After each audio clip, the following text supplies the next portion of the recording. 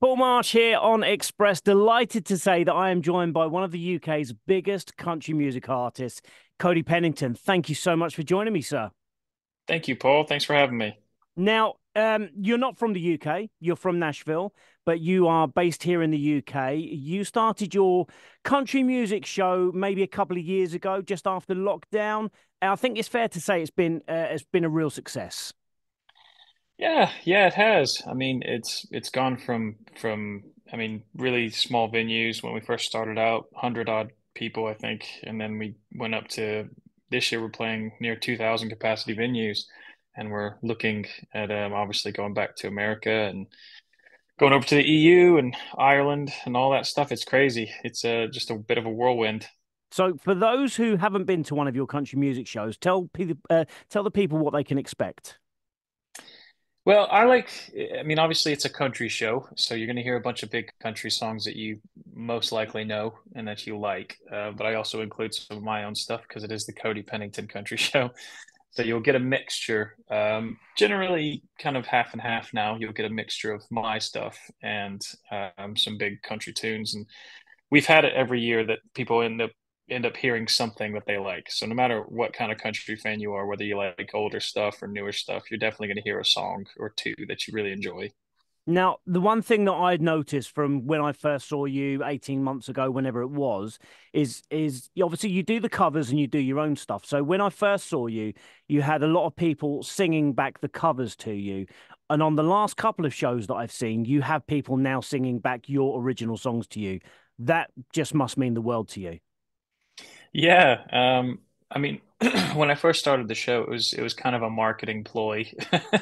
I suppose that's a bad word, but it's a marketing strategy really of getting people introduced to me as an artist as well, because I love these songs and especially the covers that we do. I love all of that, but I also love songwriting and performing my own stuff. So this was a good way to introduce people to me as an artist and to my music while they also get to hear things that they already know and love. So the fact that people are starting to now kind of really relate to my own music is really special, and it's kind of working exactly as I hoped it would. Yeah. In late 2023, you released an EP to sort of tag on to the end of your Downtown album, featuring the tracks Memories of You, Fire, Be a Man, and Losing Her. I noticed that those tracks are a lot more personal to you. You know, you're really writing about what you know. Yeah, I am. I mean, some of those came out. It's interesting with those because some of those ideas were floating around for over a year before I actually put them to paper. So it is a bit, some of them are a bit personal, but some of them just took a long time. And it's one of the first times that I've taken an idea and ran with it as opposed to taking an idea, finding out I don't like it, and then throwing it away, which is what my old way of writing is. It used to be just if I wasn't feeling the song, I'd just toss it. But now I find it's much better really to hold on to a song until the idea forms and really give it its shot. And then it seems the personal stuff does does help people relate to it, I suppose, in some of the songs, which is quite interesting because I guess as a any other person would think that their life is their life, and it's very unlikely that somebody's going to be going through the same things you are. But it turns out everybody lives a pretty similar life, really. Yeah, yeah. And how does it feel then when you're up on stage singing a song about your daughter and people are singing that back to you? It's a difference. There's two forms of thought for it. It's either very personal because it's obviously about my daughter. I wrote it very specific, but it's also cool to kind of connect with the audience. So if it depends on my mood on the night, it might be really personal for me on that night, and I might tear up singing about my daughter. But then I might also be really locked into the performance and see the crowd getting really into it, and that makes it even more special. And like seeing someone connect with your music is that's kind of the point of being an artist. So it's really special. I mean, the reaction to your original material has been pretty special. Some of the numbers that you're hitting on the streaming sites, and like you say, the fans on your Facebook pages and singing the songs back to you, you must be very proud with what you're doing. Yeah, I mean it's all working as I just as I planned. It's um I think downtown, I believe the EP itself kind of hit near it's around 1 million streams now. I think we're about to cross 1 million streams on the major platforms, and then I'm not sure on the smaller platforms, but and then yeah, obviously the streaming and everything is just taking off, and it's really pushed me to write more music as well. I mean, we've got some stuff coming out soon, and it's all it's almost it gives you that extra push as an artist to keep going when you know that you feel your art is validated, which is I think it's really important for an artist. Well, as an independent artist, those numbers are absolutely amazing, and all of the success you're having is so, so good. Now, you played the Engine Rooms twice last year, I believe, in May and September, I think. So what you're doing is combining both of those and doing it all in 2 nights this year, because you're playing at the Engine Rooms in Southampton on the 16th and 17th of May. Now, the 17th of May is already sold out, which is just unbelievable. So there are a few tickets left on the 16th.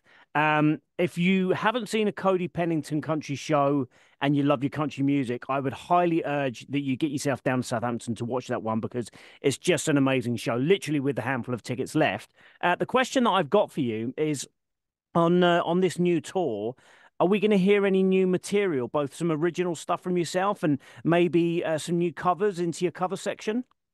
Yeah, absolutely. I always, every year, and sometimes every few shows, we like to switch up the set list just so that people hear something different whenever they come. We don't want to be playing the same covers over and over and over again because it just makes it a bit monotonous. But we throw in a bunch of different covers, and we'll update it this year. And then also with my original music, I kind of mentioned we have some stuff coming out. I have a new EP that's going to be released relatively soon, so join the socials and newsletter to hear about that. But yeah, always going to switch it up. But we always kind of try to keep the show a bit high energy. So that's the only thing really you can expect is that generally most of the show is kind of a dancing show. So you're going to have a lot of fun. But in terms of songs, it'll be different from last year. We might keep a couple of the hits, the huge hits like Kenny Rogers and stuff, but there will be some difference there. Well, if I can make just one suggestion, now I know that this set list is probably already done and dusted and in concrete, but obviously with the passing of Toby Keith, I'd like to suggest Red Solo Cup.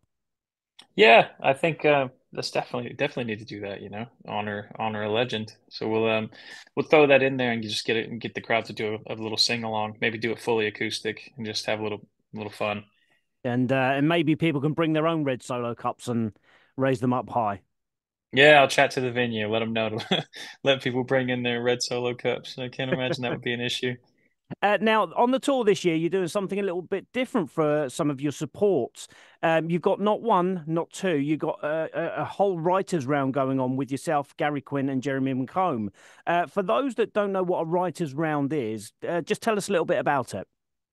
Yeah, it's about as Nashville as you can get, really, because obviously the majority of successful musicians in Nashville are writers, and pretty much any night of the week, you can go to most of the major venues like the Listening Room or anything like that, and you'll see maybe two or three people on the stage playing songs that they've written for other artists. I mean, I've gone to shows in tiny bars where the people on stage performing wrote most of Cody Johnson's most recent album and stuff. So you find that happens a lot in Nashville. And what I wanted to do with these particular dates, it's not for every date, but definitely will be for the Southampton dates. But I'm bringing over, as you say, Jeremy McComb, who's a Nashville writer, and he's an artist in his own right, very phenomenal singer and performer. But then also Gary Quinn, who's a UK artist, very good performer and artist as well, and songwriter. They'll basically go up there and tell their stories about how they wrote these songs and play a few songs for everybody. And I can guarantee you will make you laugh because the two of them bounce off of each other like crazy. It's hilarious, but it adds a little bit of a different feel than to go to an average gig. You actually get some kind of special Nashville feeling. It's like we're actually bringing Nashville over with us, which has always been the goal for the show, really. Yeah, I agree. Both Gary and Jeremy are both great individual artists on their own right. So to get them to do the writers' round will be fantastic. And I have to be completely honest with you and tell you that Jeremy McComb is my little bit of a man crush. I met him a few years ago at the Buckle and Boots Festival, and not only is he incredibly talented as a musician and as an artist, but he's incredibly handsome, incredibly Yeah, charismatic and charming, and he's those just eyes, man. Oh, oh, you fall into those eyes. Yeah. Just one of those guys that you just want to go and sit and have a beer with and just chat to. So very much looking forward to catching up with both of those guys again on the tour as well. Hopefully when you're ready to release some new music, we'll get to play that on the show. Absolutely. Absolutely. I'll send some stuff over. Looking forward to it greatly. Cody, thank you so much for your time.